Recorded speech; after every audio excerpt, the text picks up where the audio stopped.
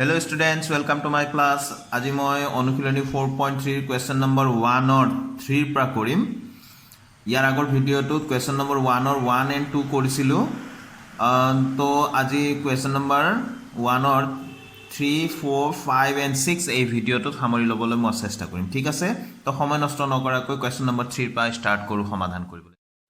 তো ইয়াত question to দিয়া আছে 4x square plus 4 root over 3x plus 3 equal to 0 তো আমি ইয়াত a অর্থাৎ x square এর হহকটো দিয়া আছে 4 এটো লিখি ললো b 4 root over 3 আর c অর্থাৎ কনস্ট্যান্ট পদ যেটো কনস্ট্যান্ট টার্ম যেটো আছে 3 আছে পজিটিভ 3 আমি 3 লিখিলো ঠিক আছে কার লগত তুলনা কৰি আছো আমি তুলনা কৰি আছো স্ট্যান্ডাৰ্ড ফৰ্ম যেটো আছিলে কোয়াড্ৰেটিক ইকুয়েশন বা দ্বিঘাত সমীকৰণৰ x square plus bx plus c equal to 0 ইয়াৰ লগত আমি তুলনা কৰিম যত a নট ইকুয়াল টু 0 এটো আছিল নহয় জানো আমাৰ দ্বিঘাত সমীকৰণ বা কোয়াড্ৰেটিক ইকুয়েশনৰ স্ট্যান্ডাৰ্ড ফৰ্মটো তাৰ লগত তুলনা কৰিম আমি ডিসক্ৰিমিনেন্ট বা ভেদ নিৰূপক b স্কয়াৰ মাইনাস 4ac টো প্ৰথমতে উলিয়াই লম তো b স্কয়ার মানে ইয়াতে 4 root over 3 whole square minus 4 into a into c into a into c means 3 तो यात किमान हो 4 4 जो 16 into root 3 square means 3 या तो 4 4 जो 16 into 3 48 whole यात किमान हो 48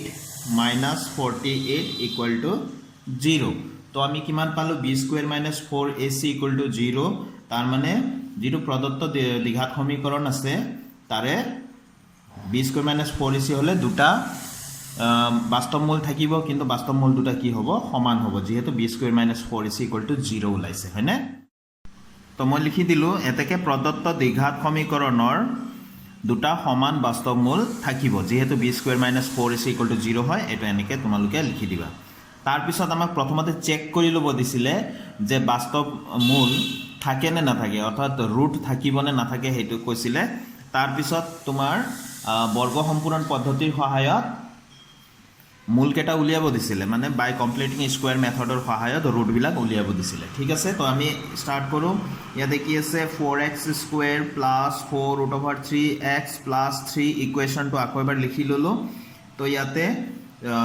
দেখি আছো 4x তো 4 ৰ স্কয়াৰ বনাব পাৰি 2 স্কয়ার 4 মানে तो x और स्क्वायर आसिले तो 2n x दुईटार स्क्वायर एकेलगे लिखि दिलो प्लस ट्वाइस a माने ट्वाइस x तो याते रूट ओवर 3 আছে 2 टू जा 4 रूट ओवर 3 और x एटो हने मिडिल टर्म तो হয় और प्लस 3 माने আমি কি লিখিব পাৰো रूट ओवर 3 বুলি লিখিব পাৰো তো এটো সহজতে আমি रूट ओवर 3 স্কয়াৰ বুলি লিখিব পাৰো 3 মানে সহজতে আমি বনাব পাৰো জি দিয়া আছে তাৰ পৰা ইয়াত আৰু কোনো হেৰফেৰ কৰিব নালাগে জি দিয়া আছে তাৰ পৰা আমি সহজতে a + b হোল স্কয়াৰ ফৰ্মুলাত বনাব পাৰো এটো a square + 2ab + b square 3 মানে আমি কি লিখিব পাৰো रूट ओवर 3 স্কয়াৰ লিখিব পাৰো रूट ओवर 3 স্কয়াৰ মানে 3 তো আমি হেকানে আমি লিখিব পাৰো ঠিক আছে তো ইয়াৰ পৰা আমাৰ হৈ গল twice x + root over 3 whole square equal to 0 ঠিক আছে তো আমাৰ এতিয়া twice x plus root over 3 আকৌ twice x plus root over 3 equal 0 বুলি লিখি দিও তো এবাৰ twice x plus root over 3 equal 0 লিখিলো और twice x plus root over 3 again আমি 0 বুলি লিখিব পাৰিলো কাৰণ ইয়াত ইনটো আছে এখিনি equal to 0 और this one equal to 0 तो twice x equal to minus root over 3 therefore यार पर हमें पालो x equal to minus root over 3 by 2 एटो एटा हमें वैल्यू पाई गलो रूट और यार पर सेम वैल्यू पाम twice x equal minus root over 3 therefore x equal to same minus root over 3 by 2 তো ওপৰত লিখিছিলে প্ৰদত্ত দ্বিঘাত সমীকৰণৰ দুটা সমান বাস্তৱ মূল থাকিব অৰ্থাৎ দুটা সমান কি থাকিব ইকুয়াল রিয়েল রুটস থাকিব তো আমি এতেকে মূল দুটা বা রুট 2 রুটস আর বলি এনেকে লিখিলে হল মূল দুটা কি হ'ব minus root over 3 by 2 minus root over 3 by 2 দুটা সমান বাস্তব মূল পাবম বুলি কৈছিল এটোই নেক্সট হলে যাও আমি তো নেক্সট দিয়া আছে 1 or 4 to twice x square plus x plus 4 equal to 0 তো সলিউশনত এবাৰ লিখি ল'ব লাগে আমি লিখি ল'লো ইকুৱেশ্যনটো ইয়াত a মানে কি আছে a means x স্কয়াৰৰ যেটো কোফিচিয়েন্ট বা সহগ 2 আছে b means coefficient of x x ৰ সহগ কি আছে 1 আছে তো c means constant term বা ধ্ৰুৱক পদ কি আছে 4 আছে ন তো আমি b স্কয়াৰ - 4ac টো উলিয়াই লম therefore b স্কয়াৰ - 4ac ইয়াক আমি ডিসক্ৰিমিনেন্ট বুলি কওঁ বা भेद निरूपक तो b square means 1 square minus 4 into a means 2 into c means 4 तो याते 1 square means 1 4 to 8 4 32 equal to minus 31 minus उलाले Jitu Nikki less than 0 হয় नेगेटिव नंबर बिला सदा less than 0 तो b square minus 4ac ৰ মানটো কি উলা less than 0 তাৰ মানে जिटु আমাক ইকুৱেশ্যন দিয়া আছে ইয়াৰ কোনো ধৰণৰ ৰিয়েল ৰুটস না থাকে বাস্তৱ মূল না থাকে সেই কথাখিনিয়ে মই ইয়াত এতিয়া লিখি দিম তো স্টুডেন্টস মই ইয়াত লিখি দিলো প্ৰদত্ত সমীকৰণৰ কোনো বাস্তৱ মূল নাই কোনো মূল নাই নহয় কোনো বাস্তৱ মূল নাই এই ওয়াৰ্ডটো দিব লাগিব কোনো ৰিয়েল ৰুট নাই এটো যেটো গিভেন ইকুৱেশ্যন যেটো আছে তাৰ কোনো ৰিয়েল ৰুট নাই ঠিক আছে তো আমি যদি ইয়াৰ বাস্তৱ মূল নাই ইয়াক আমি সমাধান বা সলিউশন আমি কৰিব নালাগে আমি নেক্সট কোৱেশ্যনটো লৈ লৈছো ইয়াত 5 নম্বৰটো x দিয়া আছে x square plus 4x plus 1 equal to 0 तो यात a माने कोफिशिएंट ऑफ x स्क्वायर एकोनाय माने याते 1 আছে b माने कोफिशिएंट ऑफ x माने x ৰ সহগ কি আছে 4 আছে আৰু c माने হৈ গল ধ্ৰুৱক পদ বা কনস্ট্যান্ট টার্ম কি আছে 1 আছে তো therefore discriminant b square discriminant বা ভেদ নিৰূপক b square - 4ac equal to b माने কিমান আছে 4 তো 4 ৰ স্কয়ার - 4 into a means 1 আছে into c means 1 আছে तो 4 4 जा 16 minus 4 1 जा 4 तो 16 minus 4 किमान हुआ 12 तो 12 होल g2 greater than 0 तो এতেকে প্রদত্ত দ্বিঘাত সমীকৰণটোৰ বাস্তৱ মূল থাকিব এটো কথা মই লিখি দিম তো মই ইয়াত এতিয়া b square - 4ac equal to 12 পালো which is greater than 0 g2 0 তকৈ ডাঙৰ তো আমি লিখি দিব লাগে যে এতেকে প্ৰদত্ত দ্বিঘাত সমীকৰণটোৰ বাস্তৱ মূল থাকিব দুটা স্পষ্ট বাস্তৱ মূল থাকিব সমীকৰণটোৰ দুটা আমি লিখি দিম দুটা স্পষ্ট মানে সমান নহয় আৰু দুটা বেলেগ বেলেগ স্পষ্ট বাস্তৱ মূল থাকিব ঠিক আছে তো b square - 4ac equal to 0 যদি ওলালে হয় ইয়াতে 12 ৰ ঠাইত যদি 0 ওলালে হয় 2 ইকুৱেল ৰুটস অৰ্থাৎ দুটা সমান বাস্তৱ মূল থাকিলে হয় তো এতিয়া আমি বাই কমপ্লিটিং স্কয়াৰ মেথড বৰ্গ সম্পূৰণ পদ্ধতিৰে আমি ইয়াক সমাধান কৰিম তো সমাধান কৰিবলৈ হলে x স্কয়াৰৰ সহগৰ 4 গুণেৰে আমি পূৰণ কৰিম গুটেকেটা ঠিক আছে x স্কয়াৰৰ সহগ কিমান আছে সহগ মানে কোফিচিয়েন্ট কিমান আছে 1 আছে একোনাই মানে ইয়াত 1 আছে 1 into 4 আগতে কৰি লম 1 into 4 কিমান হ'ব 4 এই মেথডটো কি বুলি কয় আমি শ্রীধর আচার্য মেথড ফলো কৰিম আমি ইয়াত হেতু মেথডৰে আমি কৰিম তো x স্কয়াৰৰ যেটো সহগ থাকে বা কোফিচিয়েন্ট থাকে হেতুৰে আমি হেতুক আমি 4 ৰে মাল্টিপ্লাই কৰিলাম 4 ৰে আমি মাল্টিপ্লাই কৰি যেটো পাম হেতুৰে আমি গুটেকেটা সব টাৰ্ম যিমান পদ আছে গুটেকেটাকে আমি পূৰণ কৰিম ঠিক আছে তো 4 আমি পাইছো 4 ৰে আমি মাল্টিপ্লাই কৰিম 4x স্কয়াৰ plus 4 4 जा 16x plus 4 1 जा 4 equal 4 0 जा 0 तो আমি এতিয়া ইয়াক আমি স্কয়াৰ বনাবলৈ আমি a plus b whole square বা a minus b whole square বনাব ট্রাই কৰিম ঠিক আছে তো 4x square means 2x square plus 2 into আমি twice x পাইছো এই twice x ব্ৰ্যাকেটৰ ভিতৰত যি আছে তাক আগতে লিখি লম twice x এতিয়া মিডল টার্মটো সাম আমি ইয়াতে আমি 2 to जा 4x হৈ গল ইয়াতে 16 আছে তো আমাৰ কিমান হ'ব এটো 4 হ'ব তাহলে 2 to जा 4 4 जा 16 আৰু এটো x হৈ গল ন তাৰপিছত আমি দেখা পাই গলো এটো কি হৈ গল টুৱাইস এইখিনি যদি a হয় এটো কি হ'ব b তাৰ মানে b স্কয়াৰ আমি লিখিব লাগে 4 স্কয়াৰ তো এই 4 স্কয়াৰ টো এটো লাইনত নাই আফটাৰ সেকেন্ড টাৰ্ম দ্বিতীয় পদটোৰ পিছত 4 স্কয়াৰ টো ইয়াত নাই তো আমি কি কৰিব লাগিব 4 স্কয়াৰ টো আমি এক্সট্ৰা কৰি লৈছো যেহেতু তাক আমি মাইনাসও কৰিব লাগিব -4 স্কয়াৰ তাৰ পিছত কি আছে হেতু লিখিম তাৰ পিছত কি আছে থাৰ্ড টাৰ্মটো তৃতীয় পদটো আছে +4 ইফালে কি আছে ইকুৱেল আছে আৰু 0 আছে এইবিলাক গুটেকেটা আমি লিখিব লাগিব ঠিক আছে তো ইয়াৰ পৰা আমি ইয়াৰ লকে যদি যাও এটো চাও যদি ভালকে এটো কি হৈ আছে a + b হোল স্কয়াৰত আছে দ্যাট মিন্স a মানে টুৱাইস x আছে প্লাস আৰু b মানে কি আছে ইয়াতে 4 আছে তো এটো স্কয়াৰ কৰি দিলো তো তাৰ পিছত খিনি কি আছে -4 4 * 16 লিখিলো আৰু +4 = 0 ঠিক আছে তো টুৱাইস x + 4 = 4 হোল স্কয়াৰ ইয়াতে আমি কিমান পাম 12 পাম ন ইকুৱেল 0 ঠিক আছে তো 2x plus 4 whole square equal কিমান লিখিম আমি -12 আছে তো 12 হ'ব সাইড চেঞ্জ কৰি লৈ গ'লো 12 তো 12 টো কি নহয় পূৰ্ণবৰ্গ সংখ্যা নহয় এটা নহয় জানো তো 2x পারফেক্ট স্কয়ার নাম্বার নহয় 12 টো তো পারফেক্ট স্কয়ার নাম্বার যদি নহয় বা পূর্ণবর্গ সংখ্যা যদি নহয় তেনেহলে আমি কেনেকৈ লিখিব লাগে +-12 প্লাস মাইনাস এটো ৰুট ওভাৰ দি প্লাই 12 হোল স্কয়াৰ দিম ইয়াক স্কয়াৰ বনাব লাগে তো মই আগৰ ভিডিওটো মই আলোচনা কৰিছিলো যদি তাৰ মানে তোমাৰ এটো ইফালে স্কয়াৰ আছে তো ইফালেও আমি স্কয়াৰ বনাব লাগে ইয়াকো আমি ইকুৱেল সাইনৰ যেটো ৰাইট সাইডত আছে সেই নাম্বাৰটো কি স্কয়াৰ বনাব লাগে এই নাম্বাৰটো যদি আমাৰ পাৰফেক্ট স্কয়াৰ নাম্বাৰ নহয় মানে পূৰ্ণবৰ্গ সংখ্যা নহয় সাপোজ 3 টোক আমি স্কয়াৰ বনাব পাৰো কেনেকৈ বনাম √3 হোল স্কয়াৰ দিলে হল তাৰপিছত তোমাৰ 4 থাকিলে তো আমি সহজে বনাব পাৰো কাৰণ 4 is a perfect square number এটো পূৰ্ণবৰ্গ সংখ্যা হয় 4 ক আমি 2 স্কয়াৰ লিখিব পাৰো বাট 5 ক আমি স্কয়াৰ বনাব নোৱাৰো তো আমি স্কয়াৰত লিখিব পাৰো ইয়াক তো আমি কেনেকৈ লিখিব পাৰো প্লাস মাইনাস তো দিবই লাগিব তো √5 ও হোল স্কয়াৰ দিলে হল ঠিক আছে বুজি পাইছা নিশ্চয় তো সেইকাৰণে 12 টো এটা পূৰ্ণবৰ্গ সংখ্যা নহয় বা পাৰফেক্ট স্কয়াৰ নাম্বাৰ নহয় সো ইয়াক প্লাস মাইনাস দি প্লাই √, দি আমি হোল স্কয়ার লিখি দিম প্লাস মাইনাস কিয় দিও প্লাস মাইনাস তো এটো কাৰণে দিও কাৰণ আমি এতিয়া যে 4 তো আমি কি কৰো 2 স্কয়াৰ হলেও আমি 4 পাম ইকুৱেল 4 হয় আকৌ -2 হোল স্কয়াৰ হলেও আমি 4 পাম তো সেইকাৰণে আমি দ্যাট মিন্স 4 ইকুৱেল টু আমি কি লিখিব পাৰো +-2 হোল স্কয়াৰ প্লাসৰ 2 স্কয়াৰটো আমি কি পাও 4 পাও মাইনাসৰ 2 স্কয়াৰ হলেও 4 পাও তাৰমানে 4 ইকুৱেল টু +-2 হোল স্কয়াৰ সেইকাৰণে আমি প্লাস মাইনাসটো দিব লাগে ঠিক আছে তো দুইফালে আমি স্কয়াৰ উঠাই দিলে আমি কি হ'ব 2x + 4 ইকুৱেল টু +-√12 তো এতিয়া 2x ইকুৱেল টু 4 টো আমি সাইড চেঞ্জ কৰি দিম আমি -4 দিলো আৰু ইফালে তো +-√12 এতিয়া √12 মানে আমি কিমান লিখিব পাৰো তো এটো তো হল ইফালে √12 এতিয়া √12 যদি আছে √12 means 2 * 2 *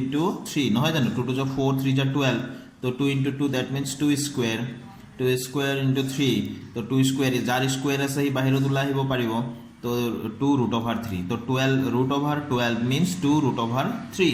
তো আমি ইয়াত কি লিখিম 2√3 কাৰ কাৰণে লিখিছো √12 ৰ কাৰণে √12 মানে কি লিখিব পাৰো 2√3 ঠিক আছে এইবিলাক মই তোমালোকক দেখাই দিছো বুজিবৰ কাৰণে তো এতিয়া আমি ইয়াতে x এতিয়া ইয়াতে 2 মাল্টিপ্লাই হৈ আছে এতিয়া ইয়াক সাইড চেঞ্জ কৰিম কাৰণ আমি x ৰ ভ্যালু উলিয়াব লাগে তো আমি ইয়াতে 2 দিলো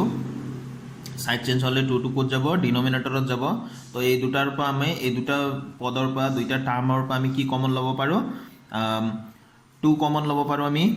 তো আমি 2 কমন লৈছো ধৰি লৈছো এটো 2 হয় এফালে থাকি গল -2 +-√3 থাকিলে ঠিক আছে এই 2 টু ক্যান্সেল হল देयरफॉर x ইকুৱেল টু -2 +-√3 তলত একো নাই সৰি এটো নালাগে দিব তো এটো হৈ গল ঠিক আছে তো x ৰ ভ্যালু কিমান উলাল -2 +-√3 ইয়া দুইটা ভ্যালু আছে therefore the two roots are লিখিলে হল ইংলিশত বা আমাৰ কি লিখিম মূল দুটা এটাকে মূল দুটা এবাৰ মূল দুটা একেলগে আমি -2 +-√3 লিখি দিব পাৰো বা কোনোবাই এনেকেও লিখিব পাৰা যে এবাৰ -2 +-√3 আৰু বুলি গৈ প্লাই -2 -√3 এনেকে লিখিলেও হ'ব এনেকে আমি একেলগে প্লাস মাইনাস দি প্লাই লিখি দিলেও হ'ব ঠিক আছে এতিয়া আমি 1 or 6 টো লৈছো ইয়াত কোৱেশ্চনটো দিয়া আছে 4x² + x - 3 = 0 তো সলিউশন স্টার্ট কৰিছো এবাৰ সমীকৰণটো বা ইকুৱেশ্যনটো এবাৰ লিখি ললো ইয়াত a মানে হৈ গল x²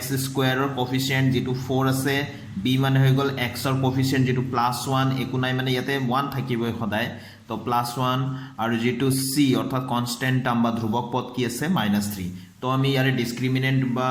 ভেদ নিৰূপকটো উলাই লও देयरफॉर b² -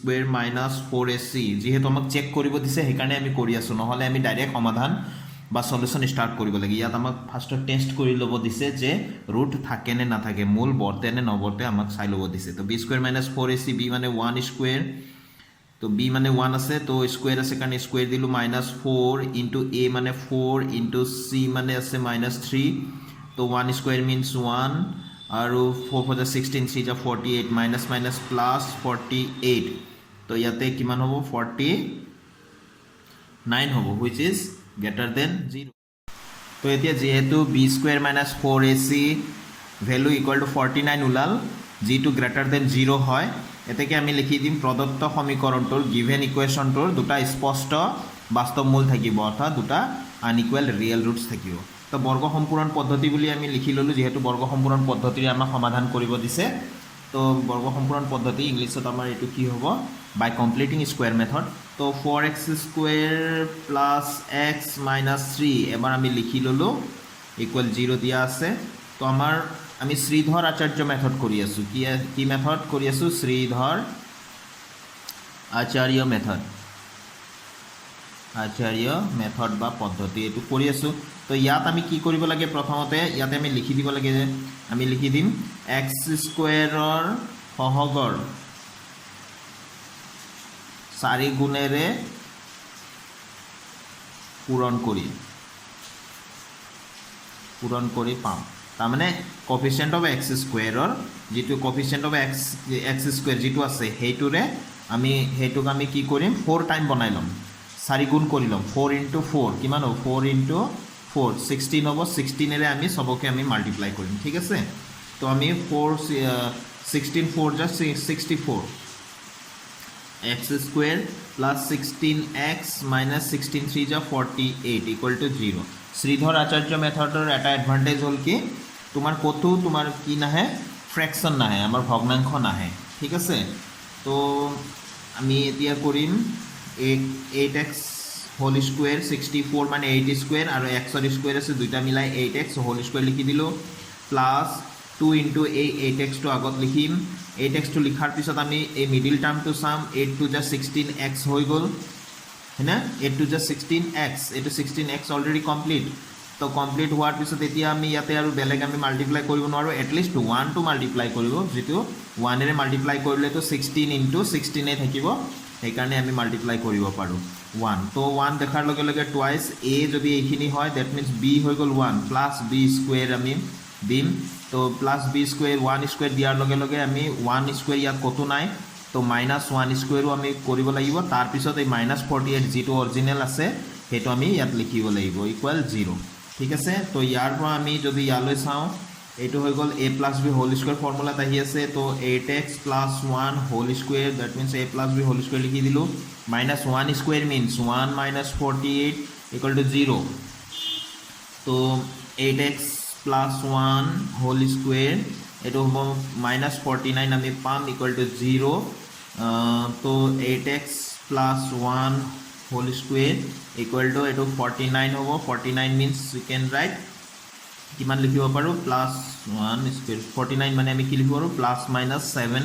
হোল স্কয়াৰ বহুতবাৰ কৈ আছিল আকৌ এবাৰ মই কৈ দিও প্লাস মাইনাস আমি কিয় দিছো তো 49 আমি 7 স্কয়ার কৰিলো আমি 49 এই পাও আৰু মাইনাসৰ 7 স্কয়াৰ -7 স্কয়াৰ কৰিলো আমি 49 পাও সো আমি 49 মানে আমি কিমান লিখিব লাগে প্লাসটো 49 মানে প্লাস মাইনাস দুইটাতে আমি +-7 দুইটাৰে স্কয়াৰ কৰিলে আমি 49 পাও সেই কাৰণে আমি প্লাস মাইনাসটো দিও ঠিক আছে তো স্কয়াৰ স্কয়াৰ আমি ক্যান্সেল কৰিলো তো কিমান পাম আমি 8x + 1 ইকুয়াল টু +-7 তো প্ৰথমতে 1 টু সাইড চেঞ্জ কৰিম তো 8x ইকুয়াল টু -1